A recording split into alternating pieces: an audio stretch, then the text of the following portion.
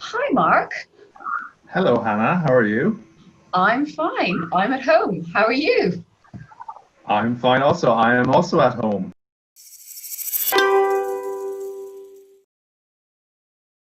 Yes, this is my home. It is not a little mini cabaret theatre with the curtain in the back, if you were No, wondering. but I like it. I really like it. I think it adds something. And I think Mayor Brown need to think about this as a design feature. If Zoom is the way Exactly. forward. Yeah, exactly. Well, maybe to make the offices Corona COVID-19 safe, we can have little red curtains between the Definitely. offices. Maybe Definitely. An there's element of danger and passion that business. I really like. How long have you been at home then?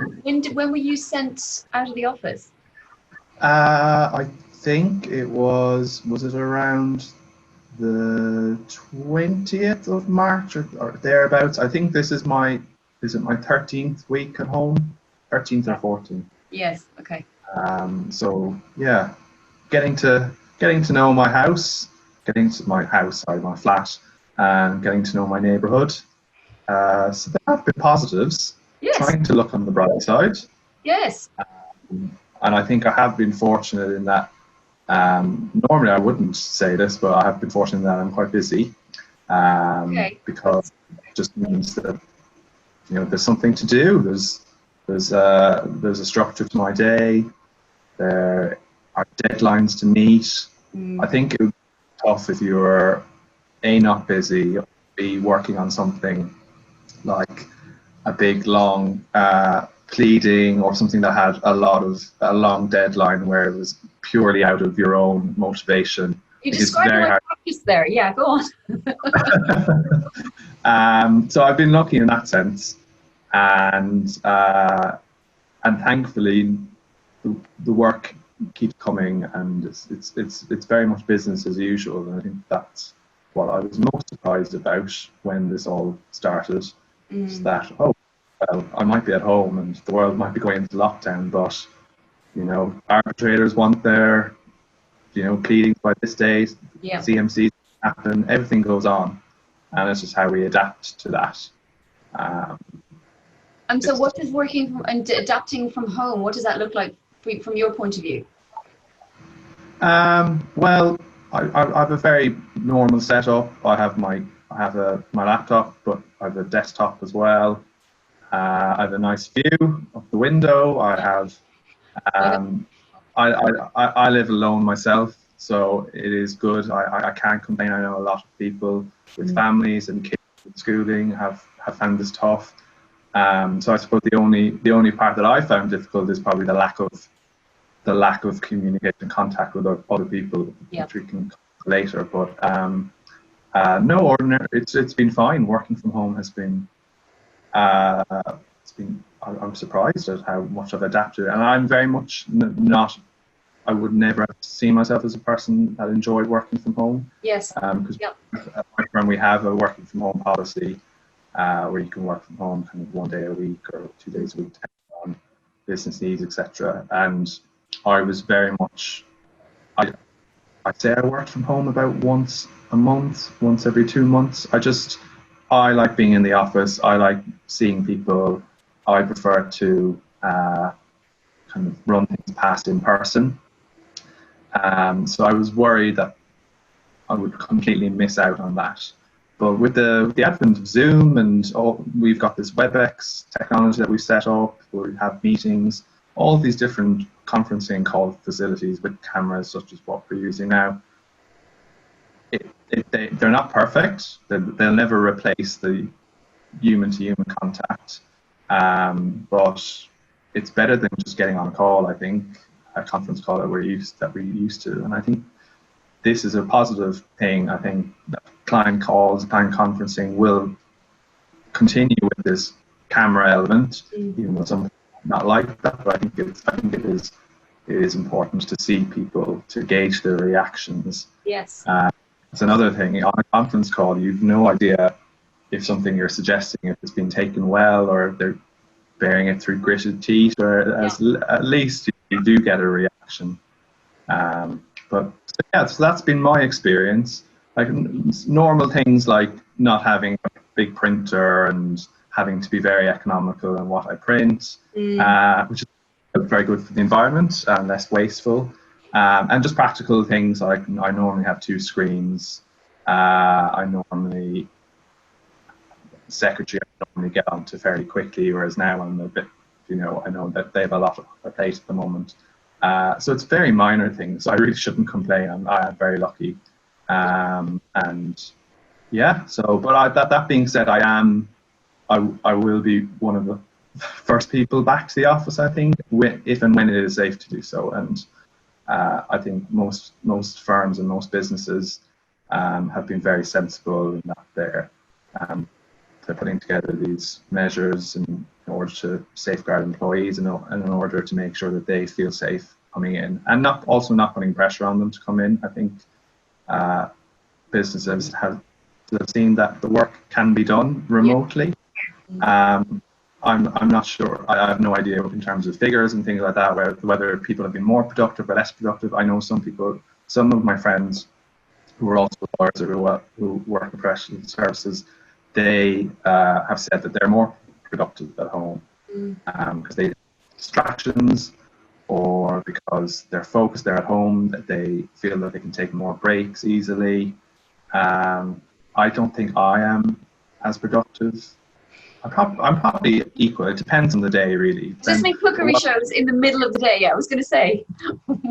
Exactly. What I do like about working from home is if you do have something that you just need to sit down and go through, like reading a contract or reviewing a pleading, you can do it, and there's no distractions at work, which are often welcome distractions, I should add. And that's what I miss the most, is those interactions. So they are. Yeah.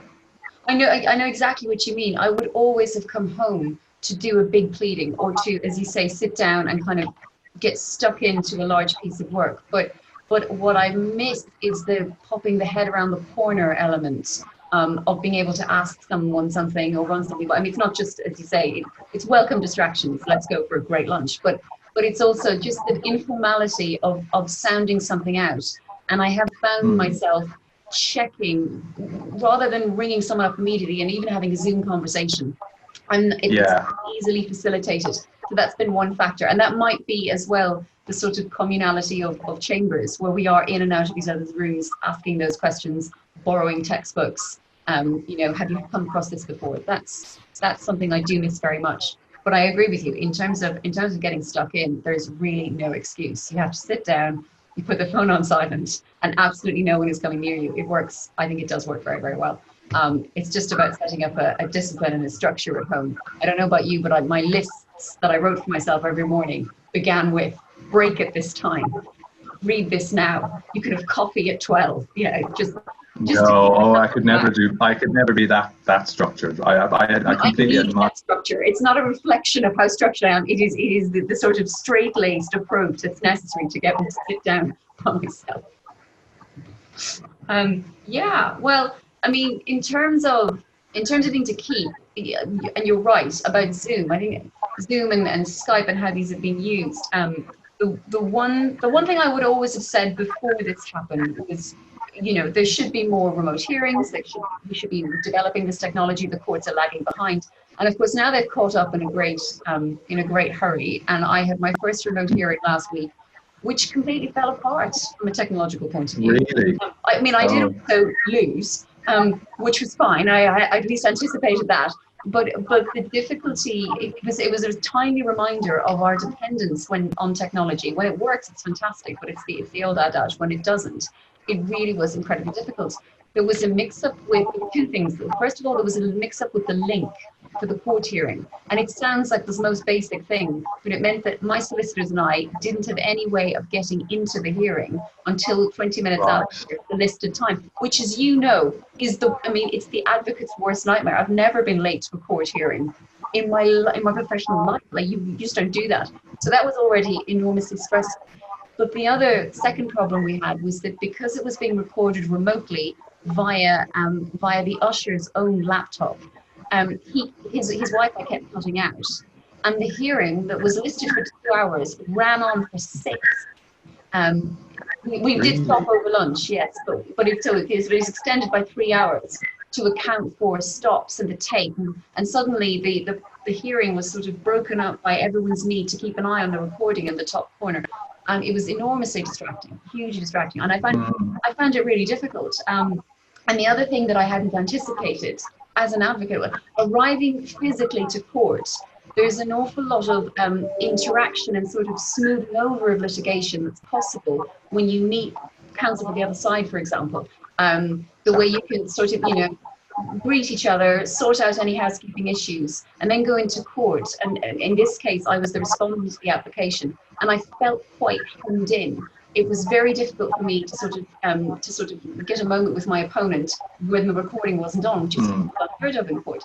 So that might be something. It might be something that can be smoothed out. Otherwise, a quick Zoom call with counsel for the other side before you get onto the official recording. But it was little things like that that made a difference to just the smoothness of litigation, and getting it presented cleanly in front of the judge. Quite apart from the fact that after about 5 hours, everyone was grumpy, including the judge. Yeah.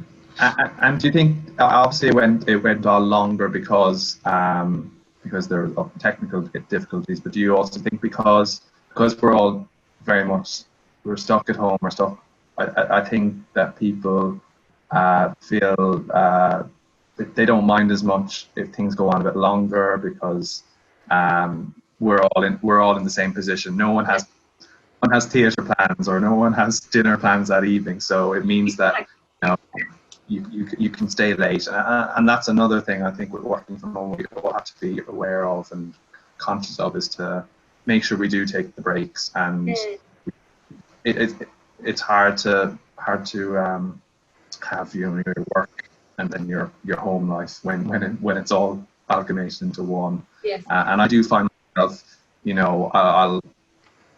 my computer room is in my office is in my kind of living dining area, so it's always there.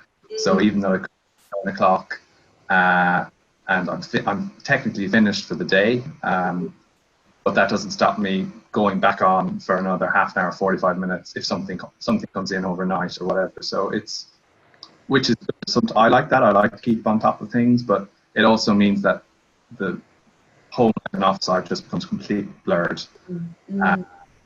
And obviously it's quite difficult. We can take holiday, but we can't exactly go anywhere. So when you're taking holiday, I found even on days off, I was doing things and just checking things. Yes. So it is hard to completely switch off Yes. in this in lockdown. And as you said, that you didn't really notice a fall off in work in that period. No. And is that because I know much of your practice is international? There wasn't even a fall off from individual areas or sectors. No. Well, a lot of my work is ongoing arbitrations.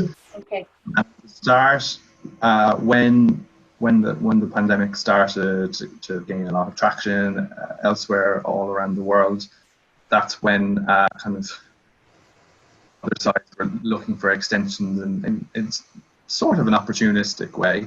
And that's when we thought, oh, right, well, things might get delayed more and we might have a quiet period. But no, very much the arbitrators, they were sympathetic, but they were still very pragmatic, and the extensions that they were looking for were quite open-ended or very long, like 6 months, but they didn't succeed in those. So the work carried on. It's business as usual, really. It is hard because I'm coming up to I have a deadline now in August, and we're going to have it's a statement of reply, a lot of witnesses to prove, a lot of experts to talk with, and that is tough over Zoom or Skype or things like that. I much prefer doing it in person. Which I did even as an international lawyer with international clients. Normally you would either fly over there or fly out, and I suppose clients now will see, well, is that cost effective? Absolutely. And they'll be wanting to save every penny, which I can't blame them for. So but it does make the lawyer's job a bit more difficult. But we have to adapt to that. Yes, I know exactly what you mean. however much an advantage Zoom is, in terms of being able to read expressions, as you were saying, it really is no substitute for sitting in a room and with something like a witness statement in particular, which is a beautiful act of poetry between client and lawyer, Yeah. and relies to some extent on developing a really good relationship outside what's put on the page. Exactly. I can see why that would be affected by, being hemmed in literally by a box on a screen. That and the fact that I'm sure that absolutely no one likes watching themselves on the screen when they're trying to have a conversation with another person. Yeah. Which is and I found, and unfortunately, as you say, yeah, we missed that portion where you build up the real relationship between the lawyer and the witness. I found whenever I'm proofing a witness, it's only in the coffee breaks or exactly. I get a witness that's very grumpy in the morning, and then at the coffee break, you kind of talk to them about normal things, and that kind of warms you to them. And unfortunately, you will miss that bit when you're doing it over Zoom, because unless you decide to have a coffee break over the camera, but I don't know how effective that will be. Yes, and there was an element of performance to it as well, which is inevitable with Zoom. But it's not quite the same thing. So yes, perfect, but not imperfect. And in terms of, do you have a sense of how things? Do you think that these things are going to become more of an issue going forward? You've already said that you think that clients might adapt to this, but it's also possible that they might see the disadvantages as well. I don't know. But you haven't had any feedback from clients about how they see this working? No, not yet. No, but we have a possible mediation that will be happening, maybe over the internet or maybe in person. We don't know yet. I think it's all about the timing until when we know that it's safe to have hearings in person. Mm-hmm. It's up to the client to decide whether do you want to get your case dealt with now, in which case it'll be over Zoom, or do you want to wait? Mm-hmm. Much a consideration for clients.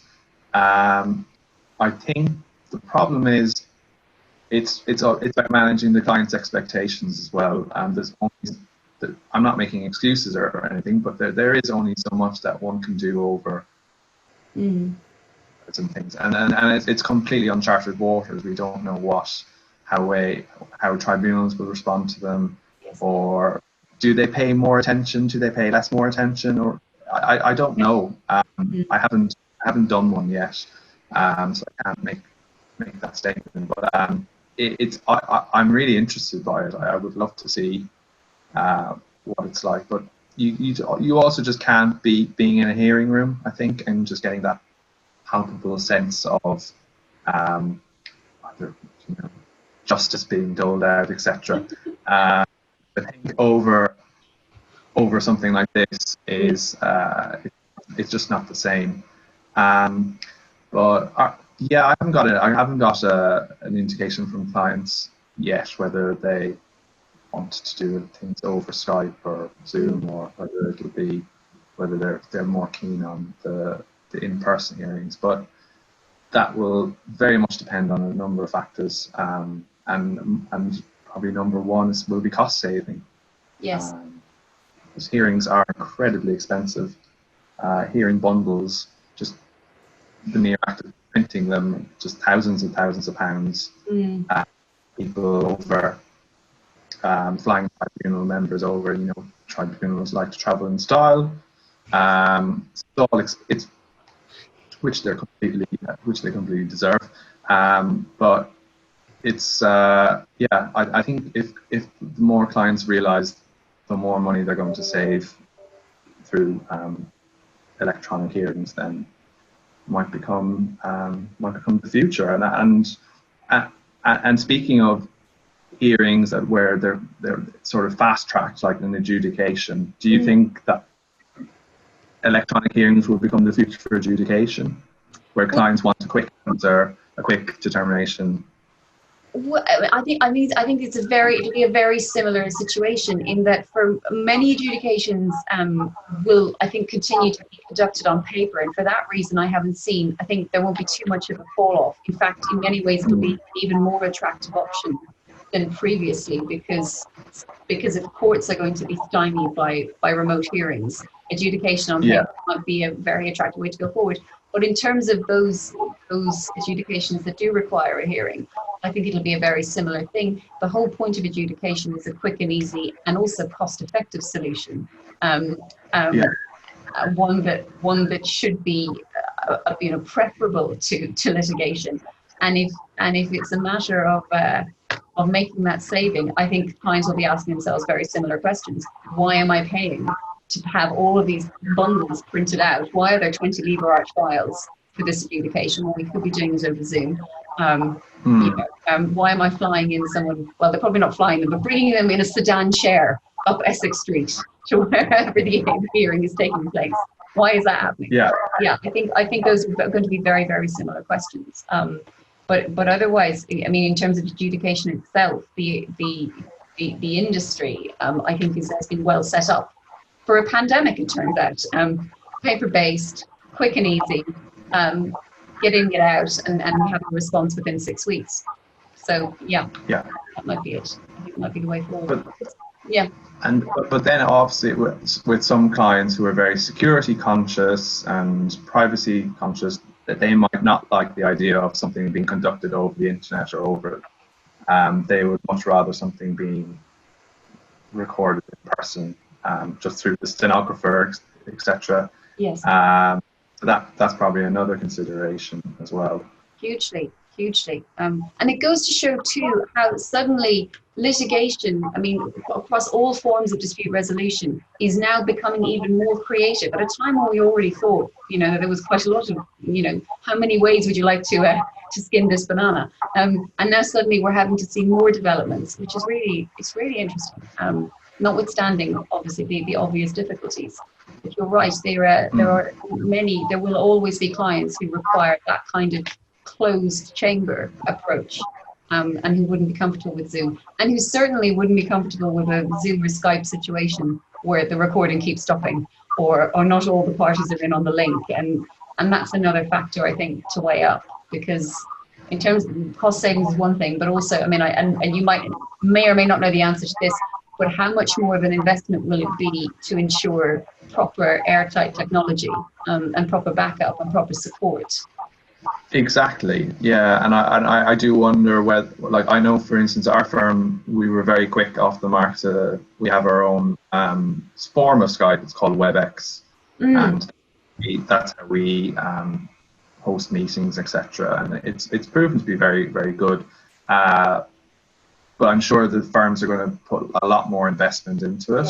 Yes. And also just all these kind of Opus 2 platforms as well. No doubt will be promoting themselves as, if you want a virtual hearing, we're the guys to go for, etc. Yes. So yeah, but it could all just all be short-lived this time next year. We could, like, remember those times when we would do hearings over the phone and things. It's so nice to be back at the TCC. I know. Now we hug our opponents when we see them because we're so glad to be in the same room. Exactly. No. Oh, that would be the way forward, wouldn't it? Well, it doesn't surprise me in the slightest that Mayor Brown is at the forefront of that, and that you already had your own wonderful web situation set up. Certainly in Chambers we've had to move quickly and adapt, but I think because of the circumstances, that's exactly what happened. And as we can see, it works. It's up and running, and now remote hearings are being conducted. I gather with far more success. I have since had it confirmed that my hearing last week was very much an aberration, and I hope that continues to be the case. But it's a concern, and it's something people need to bear in mind.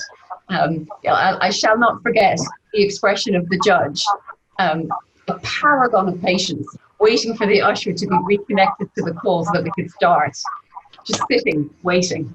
We were all there, held to ransom by technology, and the absence of an IT specialist to sort the whole thing out for us. So I think, we may well be in a situation this time next year where we are looking back fondly at that time when we were conducting hearing from our back bedrooms or our living rooms, hoping. Well, hopefully we get the best of both worlds. we can do with both. Who knows? But can I ask, in terms of, I think it's a very uncertain and anxious time for junior lawyers and those lawyers that require mentorship and things like that. Have you? Sorry, lawyers who require, I just didn't catch that last bit. Mentorship. So junior lawyers. So like obviously we have trainee solicitors. You have pupil barristers.